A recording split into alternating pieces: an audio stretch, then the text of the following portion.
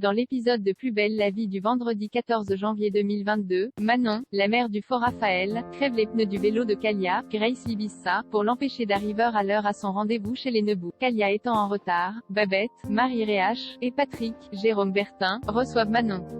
La jeune femme leur fait très bonne impression. En apprenant qu'elle a grandi en foyer, comme lui, Patrick se prend d'affection pour elle et lui propose de faire un essai. Manon s'en sort très bien et obtient le poste d'aide ménagère.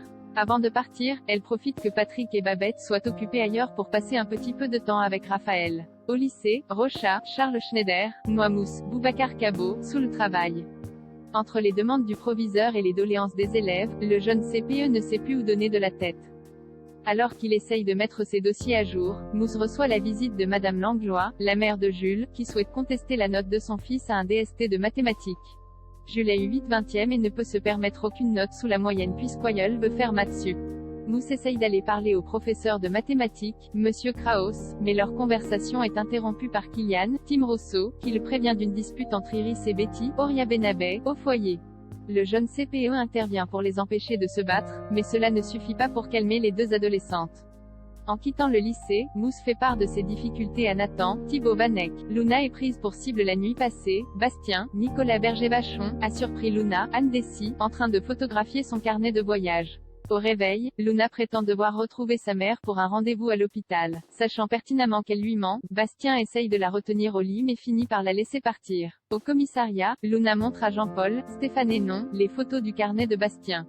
Le capitaine ne trouve rien d'intéressant dans les notes en français mais soupçonne Bastien d'avoir écrit des informations d'importance dans une langue asiatique. En fin de journée, Jean-Paul et Ariane, Lola Marois, font le bilan avec Xavier Revel, Grégory Kestel.